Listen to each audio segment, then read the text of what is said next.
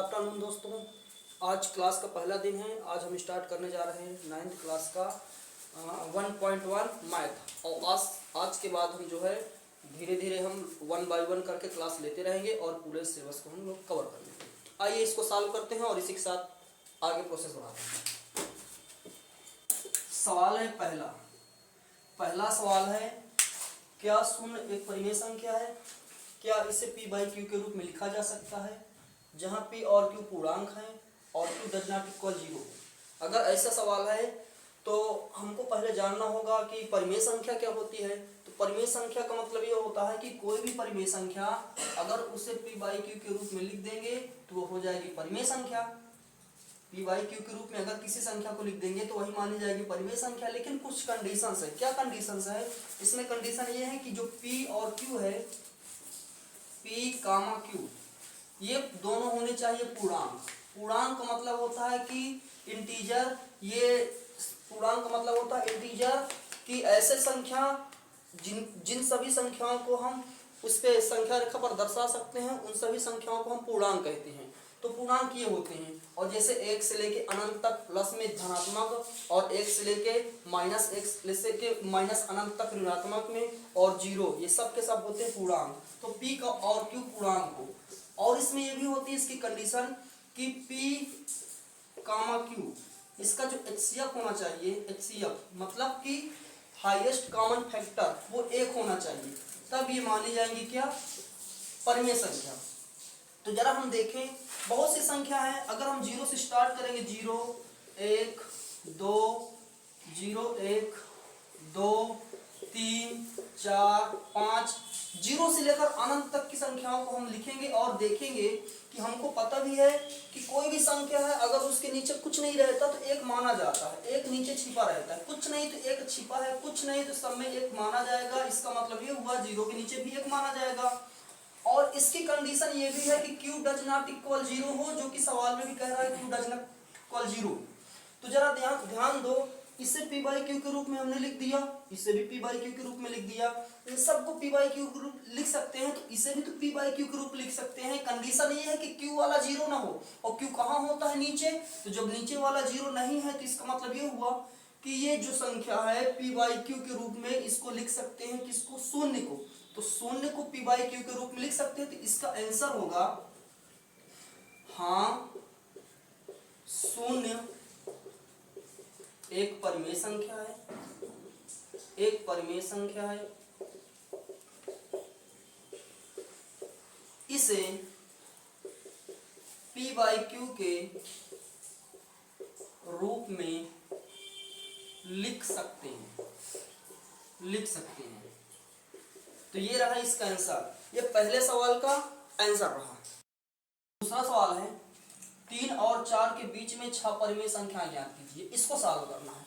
इसको सॉल्व करना बहुत आसान है। इसको दो तरीके से सॉल्व कर सकते हैं। हम लोग इसको सरल तरीके से सॉल्व करेंगे।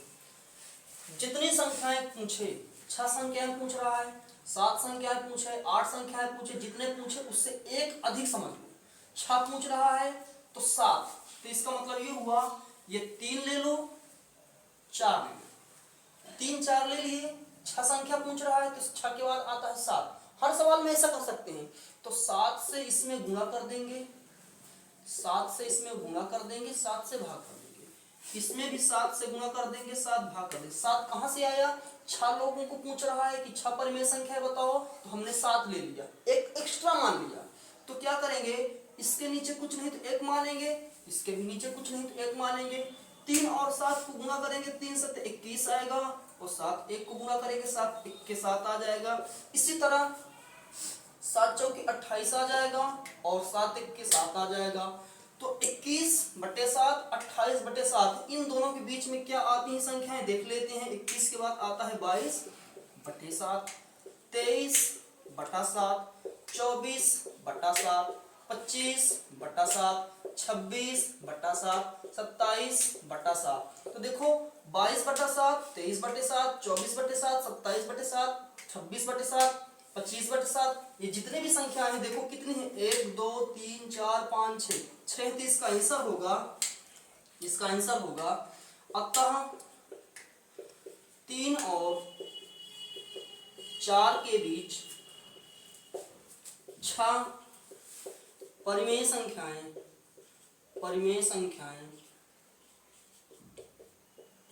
क्रमशः 22/7, 23/7, 24/7, 25/7, 26/7, 27/7 है।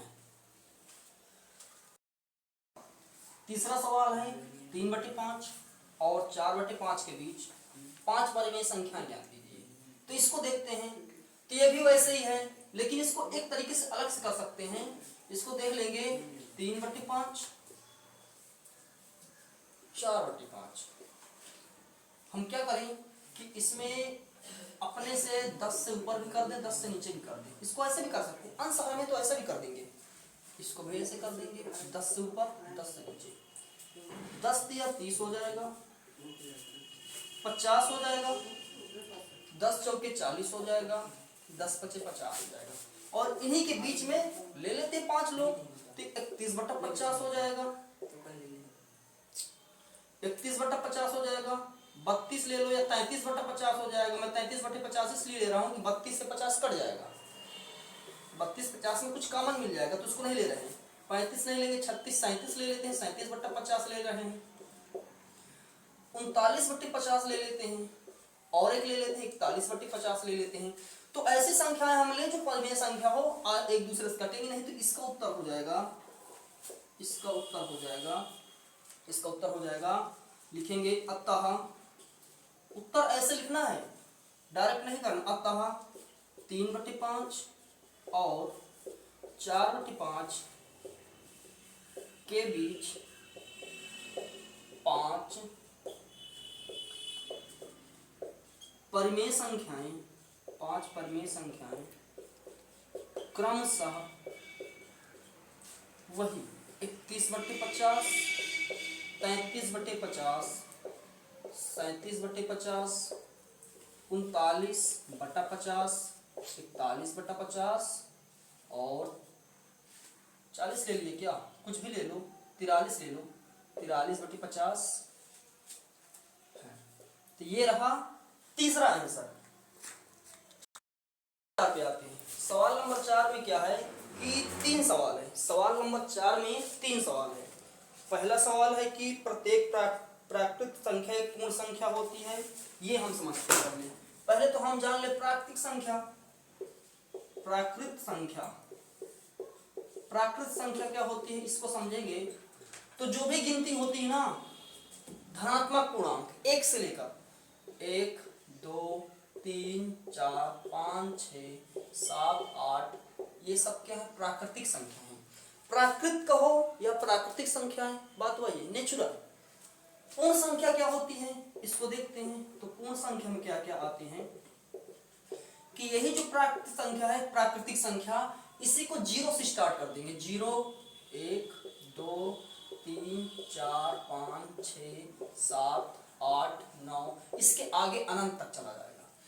तो कह रहा है सवाल कि प्रत्येक प्राकृत संख्या एक पूर्ण संख्या होती है। तो जरा ध्यान दो, जितने भी प्राकृतिक संख्या है, क्या सब के सब पूर्ण संख्या में हैं? 1 से लेकर के जितने भी अनंत तक की संख्याएं हैं इस वाले में मिल जाएंगे ना। 1 से लेकर अनंत तक की संख्याएं, तो ये सब के सब इसमें मिल जाएंगे। तो इसका मतलब क्या हुआ कि ये सभी इसमें मिल गए, तो प्रत्येक प्राकृतिक संख्या इसमें है, इसलिए कह देंगे हाँ। कारण के साथ उत्तर, कारण के साथ उत्तर इसमें लिखेंगे हाँ, प्रत्येक प्राकृत संख्या एक पूर्ण संख्या होती है। अतः या अर्थात यह कथन सत्य है। तो प्रत्येक प्राकृतिक संख्या एक पूर्ण संख्या होती है, यह कथन सत्य है। इसके बाद आते हैं दूसरे सवाल पे। इसका अगला सवाल चौथा का दूसरा सवाल देख लेते हैं। चौथा का दूसरा सवाल कह रहा है कि प्रत्येक पूर्णांक एक पूर्ण संख्या होती है। पूर्णांक क्या होते हैं? पूर्णांक का मतलब ये होता है कि संख्या रेखा जो होती है, रेखा पर बीचों बीच कहीं भी हम जीरो मान लेंगे, और जीरो के दाएं साइड जब जाएंगे तो 1 2 3 4 5 6 7 अनंत तक चले जाएंगे, और जीरो के पीछे आएंगे बाएं साइड तो -1 -2 -3 -4 -5 और -6 इस तरह करके ये अनंत तक आ जाएंगे। तो संख्या रेखा पर जितनी भी संख्याएं हम दर्शा सकते हैं, जितनी भी संख्याएं हम लिख सकते हैं, इन सभी संख्याओं को कहते हैं पूर्णांक। तो कह रहा प्रत्येक पूर्णांक पूर्ण संख्या होती है, और पूर्ण संख्या में क्या आता है, ये तो सब पूर्णांक है, ये सब पूर्णांक है। और पूर्ण संख्या में क्या आएंगी वो भी देख लेते हैं। पूर्ण संख्या अभी मैंने तुम्हारे सामने लिखा है, इसके पिछले सवाल में उसमें लिखाया था 0 1 2 3 4 5 6 7 8 9 10, ये सब क्या है, पूर्णांक है, सॉरी पूर्ण संख्या। तो इस सवाल का कहने का मतलब है कि जितने भी पूर्णांक सबके सब पूर्ण संख्या में मिल जाएंगे, ढूंढो। तो ये 0 से लेकर इस साइड वाले तो सबके सब क्या है, ये पूरे हैं, ये सब तो इसमें मिल गए, लेकिन -1 से लेकर अनंत तक तो इसमें कहीं नजर ही नहीं आ रहे हैं। तो ये वाले इसमें नहीं है, जब सबके सब नहीं, ये है, तो ये भी होना चाहिए, तभी तो कहेंगे सबके सब पूर्णांक किसमें है, पूर्ण संख्या में है। तो इसमें आधे तो है आधे नहीं है, तो इसलिए का मतलब ये हुआ कि सभी पूर्णांक पूर्ण संख्या नहीं हो सकती है, क्योंकि कुछ लोग इसमें आ गए, कुछ लोग इसमें है ही नहीं, तो सब होने चाहिए, इसका होने का मतलब। तो इसका उत्तर होगा, कारण के साथ उत्तर लिखेंगे, कारण के साथ उत्तर लिखेंगे। अतः प्रत्येक पूर्णांक पूर्ण संख्या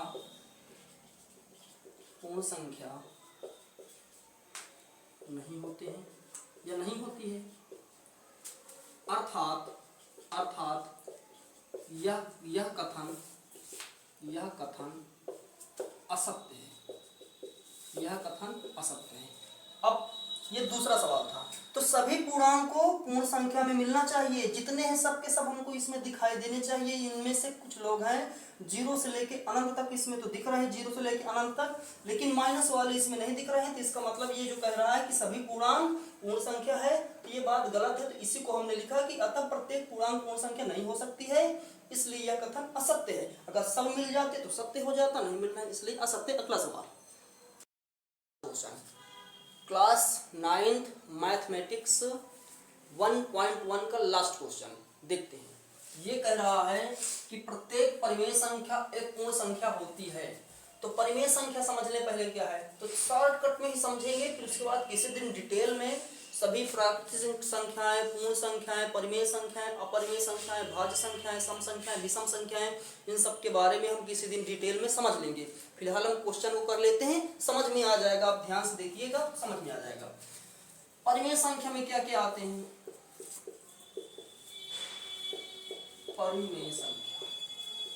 परिमेय संख्या में जिन संख्याओं को हम p/q के रूप में लिख सकते हैं वो सब के सब आ जाते हैं परिमेय संख्या।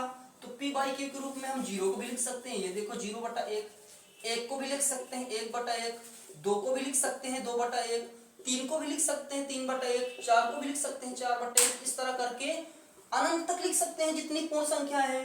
तो जितने भी पूर्ण संख्या है सबको लिख सकते हैं, लेकिन कुछ और भी संख्याएं ऐसी हैं जो इन संख्याओं में नहीं है लेकिन वो परिमेय संख्या है, जैसे 1/2, 3/4, 2/3, 22/7, 11/6, 17/2, ये सब क्या है, ये भी परिमेय संख्या है ना, क्योंकि इसे p/q के रूप में लिख सकते हैं।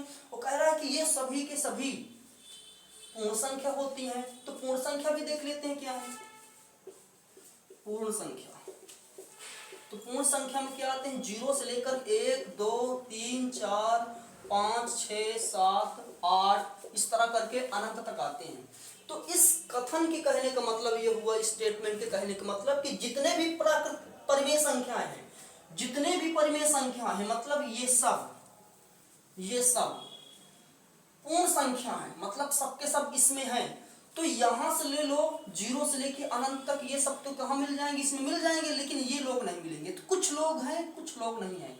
अगर सबके सब हो जाते तो इसके कहने वाली बात सही होती, लेकिन सब नहीं मिल रहे हैं, कुछ ही लोग मिल रहे हैं, कुछ लोग नहीं मिल रहे हैं, तो इसका मतलब ये बात सत्य नहीं असत्य है। तो लिखेंगे कारण के साथ उत्तर, कारण भी बताना पड़ेगा और उत्तर भी देना पड़ेगा। इसमें लिखेंगे अतः प्रत्येक परिमेय संख्या, प्रत्येक परिमेय संख्या पूर्ण संख्या नहीं होती है। अथा या अर्थात यह कथन असत्य है, असत्य है, यह कथन असत्य है। ये रहा तुम्हारा 1.1 कंप्लीट।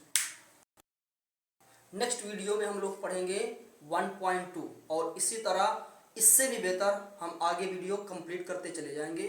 ये आपकी पहली क्लास है, क्लास 9th की मैथमेटिक्स।